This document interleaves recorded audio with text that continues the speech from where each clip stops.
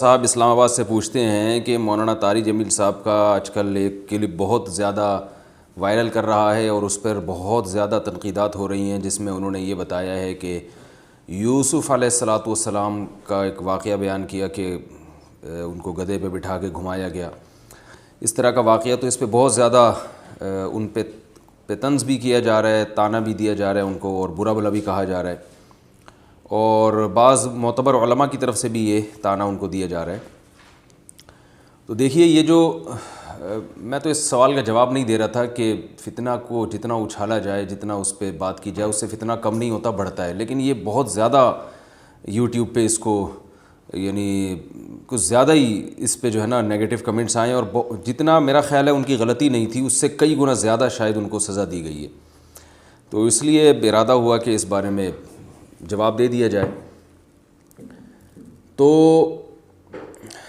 دیکھیے، یہ جو واقعہ ہے یوسف علیہ السلام کو گدھے پہ بٹھانے والا واقعہ، تھوڑی دیر کے لیے فرض کر لیتے ہیں اس کی سند ضعیف ہے، کیونکہ اب سند کی بحث تو ایک بڑی لمبی چوڑی بحث ہے کہ سند صحیح ہے یا ضعیف ہے۔ اکثر اس طرح کے واقعات کی سندیں ضعیف ہی ہوا کرتی ہیں، تو اس اصول کے مطابق میں جواب دے رہا ہوں۔ اگر سند صحیح ہے تو نور علی نور، فرض کریں کہ اس واقعے کی سند ضعیف ہے، تو پہلی بات تو یہ کہ ضعیف روایات کو بیان کرنا، اس میں ہر ایک کا اپنا ایک الگ ذوق ہوتا ہے۔ بعض علماء کی رائے یہ ہوتی ہے کہ جو فضائل میں ضعیف روایات، واقعات میں ضعیف روایات جن کا کسی شرعی مسئلے سے کوئی تعلق نہیں ہے، کوئی حلال و حرام سے تعلق نہیں ہے، تو ان روایات کو بیان کرنے میں کوئی حرج نہیں ہے۔ تو حضرت مولانا طارق جمیل صاحب بھی اسی طرح کرتے ہیں کہ وہ واقعات میں ضعیف روایات بھی بیان کرتے ہیں۔ وہ کہتے ہیں کہ میں کون سا کوئی فقہی مسئلہ بیان کر رہا ہوں، اور بعض علماء کا یہ طرز عمل رہا ہے ہمیشہ سے کہ وہ روایات میں بھی یعنی واقعات میں بھی صحیح یعنی سند کی صحت کا خیال کرتے ہیں۔ تو یہ دونوں آراء ہمیشہ سے چلی آ رہی ہیں۔ تو اس میں یہ کہنا کہ جھوٹے قصے سناتے ہیں اور من گھڑت قصے سناتے ہیں، یہ الزام لگانا غلط ہے۔ البتہ یہ جو ایک بات ہے کہ منہ کالا کرنے والی، اس میں حضرت یوسف علیہ السلام کی توہین کا پہلو نکلتا ہے۔ تو یہ بات میں کئی سالوں سے ممبر پہ بیان کر رہا ہوں کہ جب بھی کوئی شخص توہین کا مرتکب ہو، مرتکب کا مطلب ایسے الفاظ استعمال کرے جس سے کسی پیغمبر کی شان میں توہین کا پہلو نکل رہا ہو، تو فوراً اس پہ توہین کا فتویٰ نہیں لگا سکتے ہم، بلکہ ہمیں یہ دیکھنا پڑے گا کہ اس کی نیت کیا تھی۔ اگر قرائن سے، سیاق و سباق سے پتہ چل جاتا ہے کہ ان کی نیت ہرگز توہین کی نہیں ہے، تو پھر اس کو ایک زبان کی غلطی کہا جائے گا۔ زیادہ زیادہ یہ کہا جائے گا کہ بھئی یہ الفاظ تھوڑا اس میں احتیاط کرنی چاہیے، ایسے الفاظ پیغمبروں کے لیے استعمال کرنا مناسب نہیں ہے جن میں توہین کا شائبہ نکلتا ہو۔ تو ایسا اگر کوئی کلپ ریکارڈ کروا دے، کوئی بھی عالم دین یہ کہتے ہیں بھئی حضرت مولانا طارق جمیل صاحب نے جو الفاظ کہے ہیں کہ ان کا منہ کالا کر کے اس طرح سے کیا گیا، تو یہ الفاظ نامناسب ہیں، تو آئندہ انہیں اس سے احتیاط کرنی چاہیے۔ بس اتنی بات کافی تھی، میں سمجھتا ہوں اتنی بات اگر کوئی عالم ریکارڈ کروا دیتے تو ٹھیک تھا۔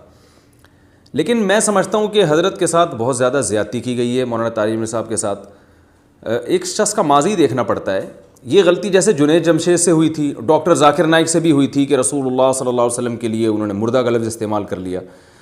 اب اسلام بھی یہ کہتا ہے اور عقل بھی یہ کہتی ہے کہ ایک شخص کی نیت کو آپ کو دیکھنا پڑے گا۔ قرائن، میں یہ نہیں کہہ رہا کہ کوئی بھی توہین کر کے بعد میں بولے میری نیت غلط تھی تو آپ اس کو معاف کر دیں، یہ مقصد نہیں ہے، لیکن اگر واضح قرائن سے پتہ چل جاتا ہے کہ یہ گستاخی کرنے کا اس کا کوئی ارادہ نہیں تھا، اور وہ قرائن کیا ہیں، اس کا ماضی، جو شخص ساری زندگی سیرت کو اجاگر کرتا رہا ہو، جو ساری زندگی لوگوں کے دل میں محمد صلی اللہ علیہ وسلم کی محبت ڈالتا رہا ہو، تو اس کے ایک لفظ پہ پکڑ کے اس کا یہ کہنا کہ یہ ملحد ہے، زندیق ہے، اور جناب اس نے توہین کی ہے اور اس کو گستاخی ہے، اس کو کھلے عام قوم سے معافی مانگنی پڑے گی، تو بھائی یہ محمد صلی اللہ علیہ وسلم کی تعلیمات نہیں ہیں۔ اتنا زیادہ آپ تنگ ظرف جو ہے نا، ظرف کو تنگ نہ کریں، کیونکہ اگر آپ اس بیس پہ توہین کے فتوے لگائیں گے تو یہ معاملہ پھر بہت زیادہ آگے تک جائے گا۔ اگر معافی آپ نے منگوانی ہے تو پھر ایسے علماء بھی ہیں جو قرآن سامنے رکھا ہے اور انہوں نے کوئی ایسا بیہودہ فحش لطیفہ سنایا جس سے لوگ ایک دم اچھل گئے کہ بھئی یہ تو قرآن سامنے رکھ کر اتنا بیہودہ لطیفہ آپ سنا رہے ہیں، قرآن کی توہین ہے۔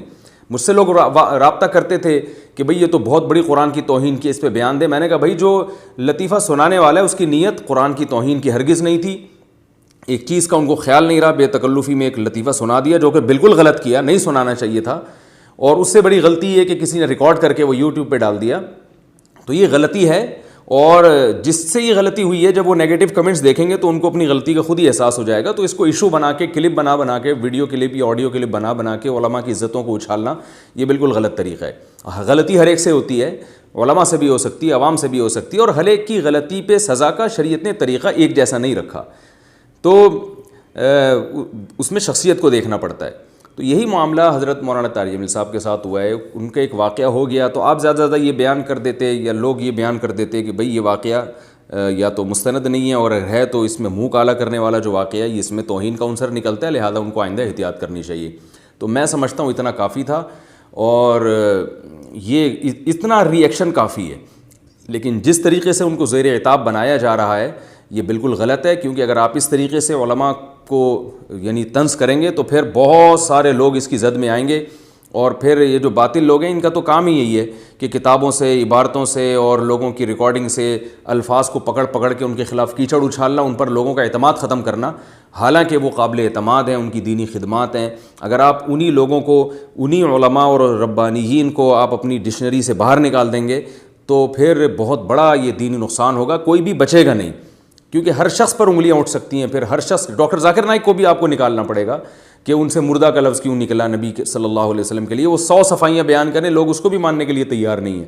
تو یہ کام اہل باطل کا ہوتا ہے کہ چھوٹی چھوٹی غلطیوں پہ کسی کو، یعنی زبان کی غلطیوں پہ کسی کو پکڑنا اور اس کے ماضی کو بھول جانا، اس کے حال کو نظر انداز کر دینا. ہاں، یہی کام ایک ایسا شخص کرے جو ویسے ہی اسلام دشمن ہے، جو ویسے ہی نبی صلی اللہ علیہ وسلم کی عزت نہیں کرتا، تو ہم اس کی تعویل نہیں کریں گے، کیونکہ وہ خود اپنی بات کی تعویل کے لیے تیار نہیں ہے. وہ خود ایک ملحد ہے جس کا کام ہی نیگیٹیوٹی کو فروغ دینا ہے. اس کی یعنی غلطی کرنے والے کو بھی تو دیکھا جاتا ہے نا کہ جو غلطی کرنے والا ہے اس کی نیت کیا ہے، اس کا ماضی کیا ہے، اس کا حال کیا ہے. تو اس لیے یہ بالکل طریقہ درست نہیں ہے. اور جس طرح سے ان پر طنز کیا گیا ہے، تو یہ طنز صرف ان کی ذات پہ نہیں ہوتا، اور بھی لوگ بہت سارے پھر اس کی لپیٹ میں آتے ہیں. تو یا تو پھر سب کے خلاف کلپ بنا کے سب کو برا بلا کہیں، سب کو گالیاں دیں، سب پہ لعنتیں معاذ اللہ بھیجیں، تو کوئی بھی نہیں بچے گا پھر امت میں. اور یہی قوم یہی اخلاق سیکھے گی جو آج کل سکھائے جا رہے ہیں. اور اگر غلطیوں کو نظر انداز کرنا سیکھا، تعویل کرنا سیکھا کہ بھئی یہ غلطی ہے لیکن اس کا یہ مطلب بھی ہو سکتا ہے، تو ایک زبان کی ایک مسٹیک ہے، کوئی بات نہیں، ہم یہ بیان کر دیتے ہیں کہ یہ مسٹیک غلط. جیسے مولانا طارق جمیل صاحب سے نسب بیان انہوں نے کیا ہے، رسول اللہ صلی اللہ علیہ وسلم کا نسب آدم علیہ السلام تک بیان کیا ہے. تو حالانکہ وہ بخاری کی حدیث کے خلاف ہے. تو اس میں زیادہ مجھ سے کسی نے پوچھا تھا 2-4 سال پہلے، میں نے کہا بھائی ان سے خطا ہوئی ہے. حضرت رسول اللہ صلی اللہ علیہ وسلم نے جو اپنا نسب بیان کیا حضرت عدنان تک بیان کیا ہے، تو اس سے آگے آپ صلی اللہ علیہ وسلم بیان نہیں کرتے تھے، تو ہمیں بیان نہیں کرنا چاہیے. تو بس یہ ایک بات ہو گئی بھئی، ایک وہ عالم کی رائے سامنے آ گئی، ایک دوسرے کی رائے سامنے آ گئی. اب اگر میں یہ کہوں کہ انہوں نے جو آدم علیہ السلام تک نبی صلی اللہ علیہ وسلم کا نسب بیان کیا، خدا کی قسم یہ جھوٹ باندھا، یہ بہتان کیا، اور میں چیلنج کرتا ہوں اگر میں ثابت نہیں کر سکا کہ وہ غلط ہیں تو میرے گلے میں جوتوں کا ہاتھ ڈال دو، اور مجھے جو ہے نا وہ گدھے پہ بٹھا کے منہ کالا کر کے پھراؤ اور سامنے لے کر آؤ، میں دیکھتا ہوں کہ کوئی اس کا جواب دیتا ہے. تو یہ آپ کے گدھے ہونے کی دلیل ہوگی. یہ اس کی دلیل ہے کہ آپ کو بات کرنے کی تمیز نہیں ہے، آپ علماء اور جاہلوں میں فرق نہیں کرتے. تو بہت افسوس کی بات ہے جس طرح سے ان کو نشانہ بنایا گیا. مولانا طارق جمیل صاحب کوئی فرشتے نہیں ہیں، کوئی دودھ کے دھلے ہوئے نہیں ہیں کہ ان سے غلطی نہیں ہو سکتی. تو میں ان کا جو دفاع کر رہا ہوں ان کی ذات مقصد نہیں ہے. اس سوچ، یہ جو سوچ ہمارے معاشرے میں پھیل رہی ہے نا، اس سوچ کی خلاف میرا مقصد ہے بات کرنا.